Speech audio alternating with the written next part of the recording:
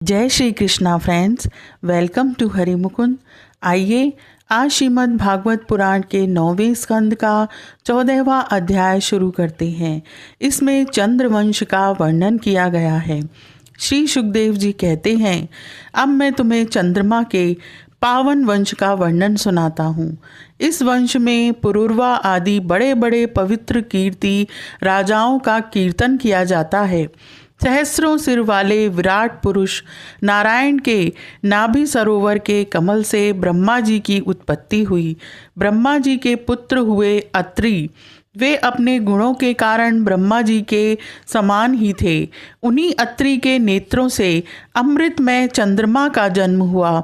ब्रह्मा जी ने चंद्रमा को ब्राह्मण औषधि और नक्षत्रों का अधिपति बना दिया। उन्होंने तीनों लोकों पर विजय प्राप्त की और राजसूय यज्ञ किया। इससे उनका घमंड बढ़ गया और उन्होंने बलपूर्वक बृहस्पति की पत्नी तारा को हर लिया। देवगुरु बृहस्पति ने अपनी पत्नी को लौटा देने के लिए उनसे बार बार याचना की, परंतु वे इतने मतवाले हो गए थे कि उन्होंने किसी प्रकार उनकी पत्नी को नहीं लौटाया।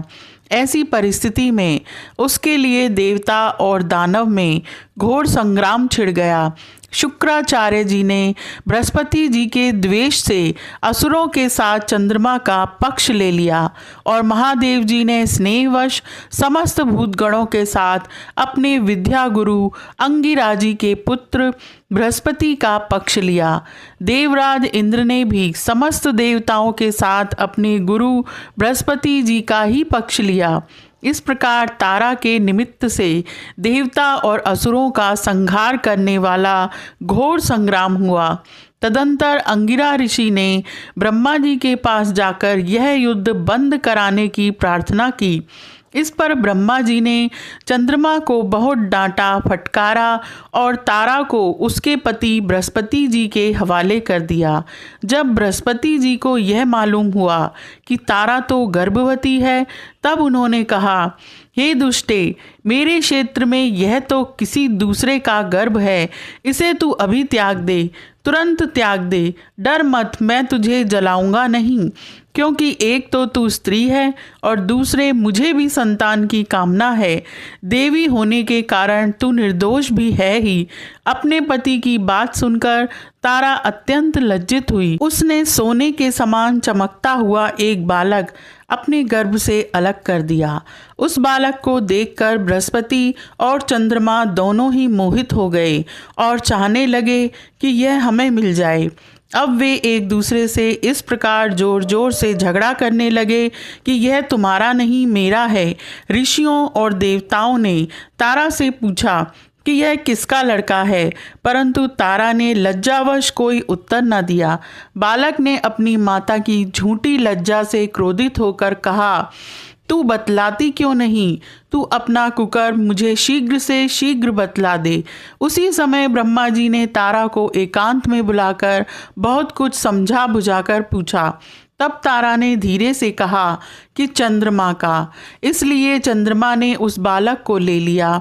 बृहस्पति जी ने उस बालक का नाम रखा बुद्ध, क्योंकि उसकी बुद्धि बड़ी गंभीर थी। ऐसा पुत्र प्राप्त करके चंद्रमा को बहुत आनंद हुआ। बुद्ध के द्वारा इला के गर्भ से पुरुरवा का जन्म हुआ।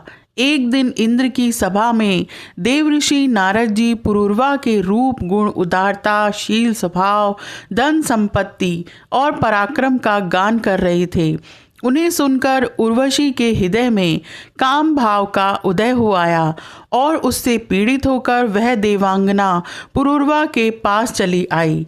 यद्यपि उर्वशी को मित्रा वरुण के शाप से ही मृत्युलोक में आना पड़ा था, फिर भी पुरुष शिरोमणि पुरुरवा मूर्तिमान कामदेव के समान सुंदर हैं। यह सुनकर सुर सुंदरी उर्वशी ने धैर्य धारण किया और वह उनके पास चली आई। राजा पुरुरवा ने कहा, सुंदरी, तुम्हारा स्वागत है, बैठो, मैं तुम्हारी क्या सेवा करूं? उर्वशी ने कहा, राजन, आप सौंदर्य के मूर्तिमान स्वरूप हैं। भला ऐसी कौन कामनी है जिसकी दृष्टि और मन आप में आसक्त न हो जाए, क्योंकि आपके समीप आकर मेरा मन रमण की इच्छा से अपना धैर्य खो बैठा है।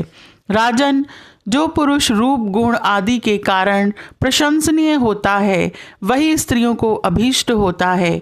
अतः मैं आपके साथ अवश्य विहार करूंगी, परंतु मेरे प्रेमी महाराज, मेरी एक शर्त है। मैं आपको धरोहर के रूप में भेड़ के 2 बच्चे सौंपती हूँ, आप इनकी रक्षा करना। परम मनस्वी पुरूरवा ने कहा, ठीक है। ऐसा कहकर उसकी शर्त स्वीकार कर ली। उर्वशी काम शास्त्रोक्त पद्धति से पुरुष श्रेष्ठ पुरूरवा के साथ विहार करने लगी। वे भी देवताओं की विहार स्थली चैत्र रथ, नंदनवन आदि उपवनों में उसके साथ स्वच्छंद विहार करने लगे।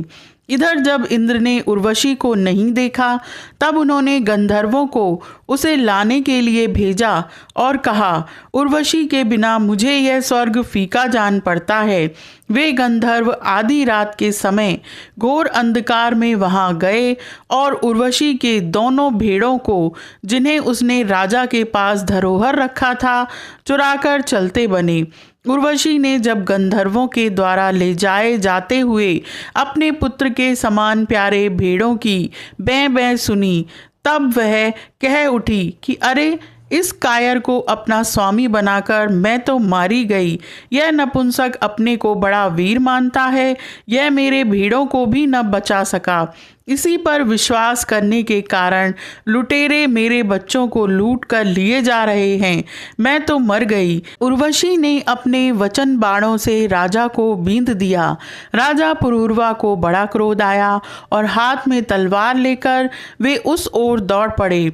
गंधर्वों ने उनके झपटते ही भेड़ों को तो वहीं छोड़ दिया और स्वयं बिजली की तरह चमकने लगे।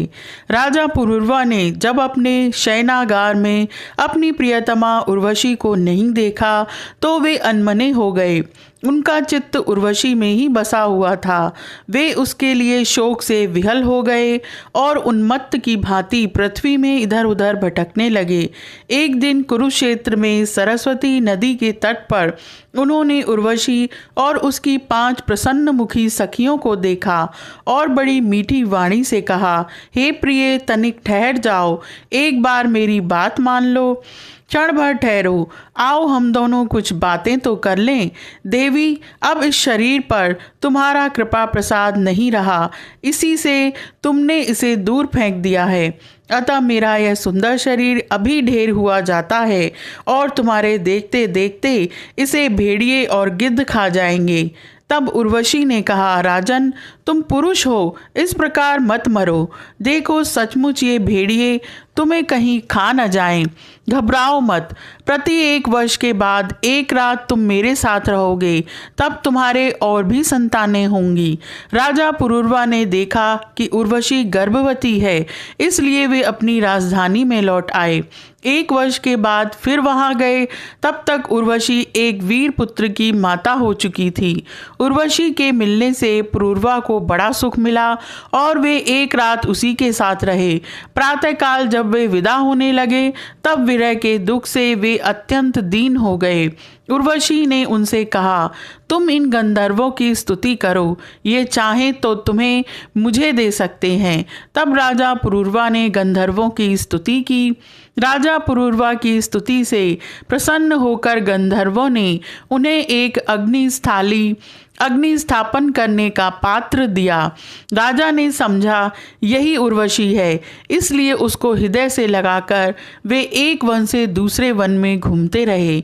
जब उन्हें होश हुआ, तब वे इस थाली को वन में छोड़कर अपने महल में लौट आए एवं रात के समय उर्वशी का ध्यान करते रहे। इस प्रकार जब त्रेता युग का प्रारंभ हुआ, तब उनके हृदय में तीनों वेद प्रकट हुए। फिर वे उस स्थान पर गए जहां उन्होंने वह अग्नि स्थाली छोड़ी थी।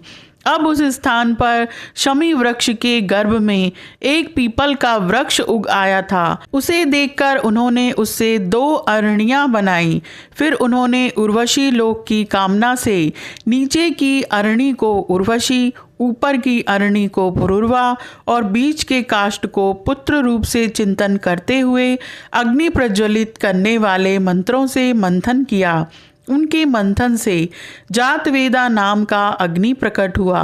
राजा पुरूरवा ने अग्नि देवता को त्रय विद्या के द्वारा आह्वनीय, गार्हपत्य और दक्षिणाग्नि इन 3 भागों में विभक्त करके पुत्र रूप से स्वीकार कर लिया। फिर उर्वशी लोक की इच्छा से पुरूरवा ने उन तीनों अग्नियों द्वारा सर्वदेव स्वरूप इंद्रियातीत यज्ञपति भगवान श्री हरि का यजन किया। त्रेता के पूर्व सत्य युग में एकमात्र प्रणव ओमकार ही वेद था। सारे वेद शास्त्र उसी के अंतर्भूत थे। देवता थे एकमात्र नारायण, और कोई न था। अग्नि भी 3 नहीं, केवल एक था, और वर्ण भी केवल एक हंस ही था। त्रेता के प्रारंभ में पुरूरवा से ही वेद त्रयी और अग्नि त्रयी का आविर्भाव हुआ। राजा पुरूरवा ने अग्नि को संतान रूप से स्वीकार करके गंधर्व लोक की प्राप्ति की। यह अध्याय यहीं समाप्त होता है। आज के लिए इतना ही। Please like, share and subscribe my channel. Thank you.